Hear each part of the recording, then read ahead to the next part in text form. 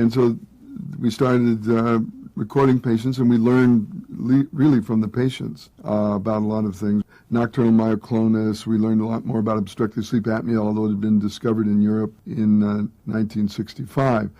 And so I'd say one thing, people ask me now, with thousands of people practicing sleep medicine and knowing that sleep disorders are maybe the number one health problem on the planet, how did you do this? Well, it's just one thing led to another, really. Once we were on the trail, just follow the trail.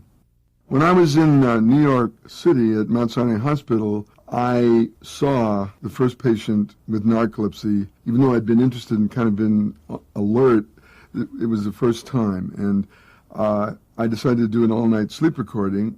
It was literally in 10 seconds after the recording started, I knew I had a finding. It was a REM sleep at the very onset of sleep. We now know that happens in babies and it happens under certain circumstances, but I had never seen that.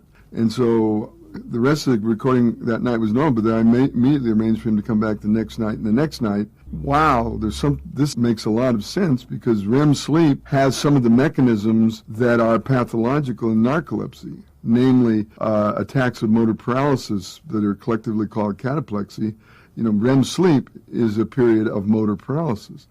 So then I cast about for more narcoleptics, and I learned that Alan Rechtschaffen had started the same thing. And between us, we were able to accumulate 9 patients. So physicians weren't recognizing it.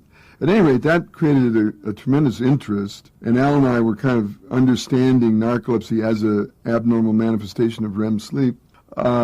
And so in a burst of inspiration, I put a tiny little want ad in the San Francisco Chronicle, and lo and behold, I got about 100 replies. I described the symptoms, didn't name the illness, and I would say about 50 of those replies were absolutely classical narcoleptic patients with cataplexy, hypnagogic hallucinations, sleep paralysis, and of course being tired and sleepy all the time. The story started with realizing that something is abnormal about REM sleep, and then realizing that the paralysis that occurs during wakefulness can only be the motor inhibitory mechanisms of REM sleep.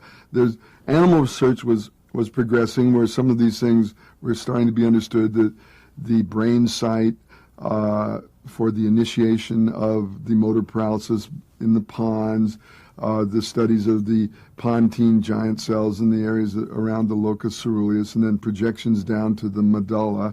And then the group in Pisa had done a magnificent study identifying a specific spinal tract that mediated this motor paralysis. And then work in the cat was beginning to identify the locations and functions of serotonin neurons and adrenergic systems and dopaminergic systems.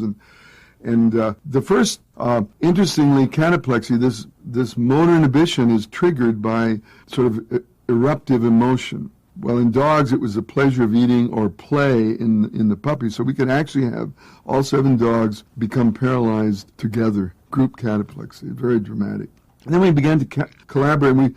There are 2 people here at Stanford, Roland Serinello and Jack Barkas, had biochemistry laboratories, particularly Jack, and we started working with him and with Roland, and they found there was an abnormally great level of acetylcholine receptors in the pons of the dogs. So we began to be very interested in the acetylcholine system in the dogs.